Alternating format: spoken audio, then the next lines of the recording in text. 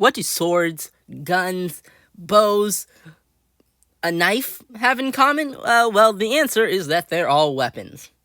Also, technically, a knuckle is a weapon, but no one really kind of counts that unless someone's in martial arts, but who cares? In this episode of Rise Mock Showcase, we're going to be going over various ways you can use weapons, starting off with the Silver Sea Turtle by subparfauxpas?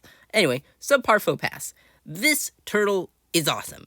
It's very simple. It uses the squid launcher, which everyone hates to the nth degree, and also borax shields to create a very simplistic design for a really good sea turtle.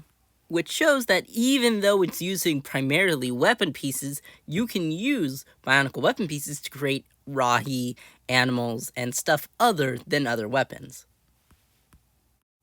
Alright, next up we have Photez, which is the self-mock of Monopoly, and this is submitted on Discord. So go to Discord, and my Discord, the link is in the description, and you can submit your mock to be reviewed there. And also, please like and subscribe. I have to kind of say that as a YouTuber. Anyway, on to the self-mock itself. So Photez is a really cool self-mock with an eye-popping color scheme of purple, black, and this really cool translate blue. So, let's talk a little bit about the weapons. First off, she has this really cool gun and this really cool staff. And this staff uses, I think, rubber bands to wrap around it. So if you want to use a non-Lego piece, you can actually use that. Oh, I think it's like a bead thing. You can use that to enhance your existing Lego weapons, which this mock uses a lot. As you can see on the gun, she's used a lot of these kind of paper flowers. They actually might be from Lego Scala, I think it was. Anyway, you can use those to enhance your Lego mock. But if you're not comfortable using non-Lego parts on your Lego build, with the real exception being rubber bands, because sometimes those can be finicky, and also official Lego sets do use that for functions, you can use, if you don't like that, you can also take just really cool shaping, stacking, and repeating parts on top of each other. Also, another really cool thing is that Photez's color scheme is implemented into the weapons. So if you want to make the weapons more specific to the mock, you can kind of color code them if you're using, smaller parts to create this weapon instead of just a pre-molded weapon piece, as you can see on like the Toa Inika and the Toa Mari. Alright, next up we have Lego Red Dragon Alt Build by Tung Li 9. So this is actually an alternate build for the Red Dragon 3-in-1 creator set that Lego released this year. And I know it's not Bionicle, but it is a construction figure. It uses, construction ball and socket joints, even though it's Mixel technically, but, it's a constructible action figure. It's construction.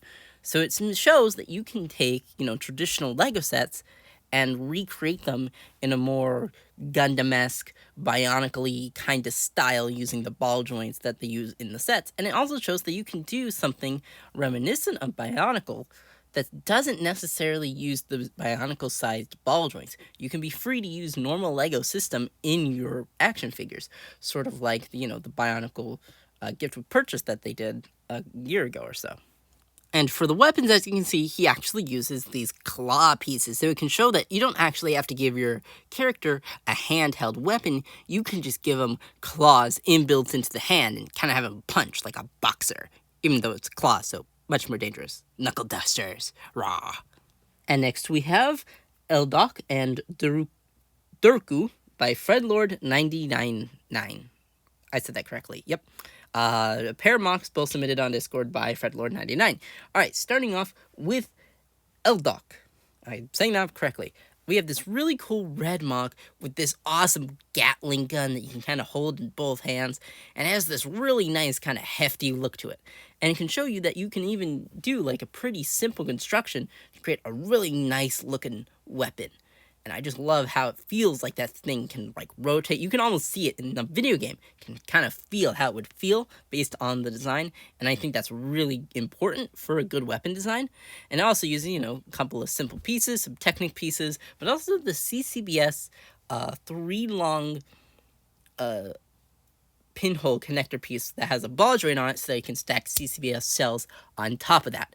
I find that really cool and unique that Fred Lord has actually done that with a weapon base, because you don't really see that piece on weapons. That's usually that weapon is usually that piece is usually saved for body construction or armor, but here you can see it being used as a weapon, which shows you that even body parts, maybe even a torso part, can be used as a weapon. And coming up to Durku here, we can see that he has kind of this more plasma rifle looking thing. This thing won't be his Gatling, but you can expect it to have kind of more punchy, almost like the Halo rifle, I guess. And he also has this really cool shoulder mounted saw blade. So if you want to have like a physical attacking shoulder mount weapon, kind of like, a shoulder blaster, but, a blade, you can do that too. You can be really unique where you place your weapons. Maybe even have them on knees or feet. I mean, look at Gundam, you'll have, the Infinite Justice as beam sabers all over its entire body. You can do something like that, except here, you can go a little more simple and just have it be a shoulder-mounted weapon.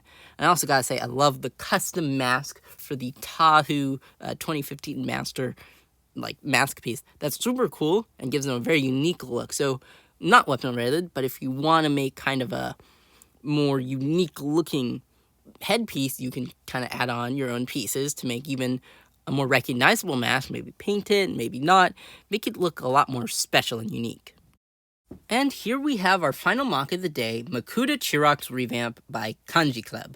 Now this is a revamp, yeah, not an alt build, but a revamp of Makuta Chirox from that 2008 Bionicle villain wave of Makuta.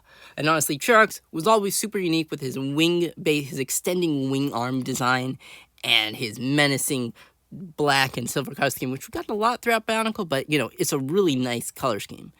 And he has this awesome leg build, very reminiscent of the original Makuta from 2003, and I think that's really special. And he has that spiky, evil, hulking, DD-esque vibe to him, especially with that mask. He doesn't necessarily lean into the vampire aspect, and not necessarily as much as the bat aspect, but kind of just that creature aspect of the kind of unknowableness that the Makuta are. And I think that's really special. And weapon-wise, he has weapons all over his body.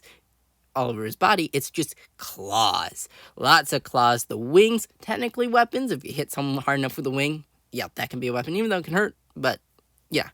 And he even has the Makuta torso ribcage piece flipped upside down and moved to the chest to kind of give like a more power orb raised vibe instead of empty gapness that the original set had. And, the claws on the ends of the wings are really cool. Another example of using claws as a weapon instead of, a handheld thing. And he doesn't really need a handheld weapon.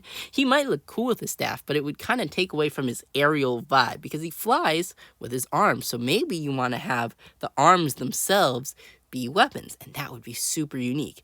So always play around with weapon placement and where you kind of just want to put things in general, and what can be considered a weapon. Sure, maybe you can be like Ritaka and have, the folding arms that also double as back armor. Granted, that leaves you a little open once you remove the weapons, but it still can serve multiple functions. And I think this Makuta Chirox revamp really shows that you can have a wing that's a weapon, and a mask that's a weapon, and a shoulder that, even though it's just for shaping, is also a weapon. Just imagine this guy falling flat on someone or cutting through the sky and hitting them with their shoulder. That thing would rip people apart. So, very nice job, kanjiklub. Love the revamp and hope you continue with your series. Alright, that's it for this episode. I hope you really enjoyed. Again, please like and subscribe if you want to see more content like this from me. So far, the first episode has done pretty well, and this is the second, so I'm really happy about that. So yeah, everyone, I hope you have a great day, and hopefully any of this advice can help you in any way. Maybe this will just be, background noise while you're building. Yeah, probably. But thank you for watching, and have a great day. Bye!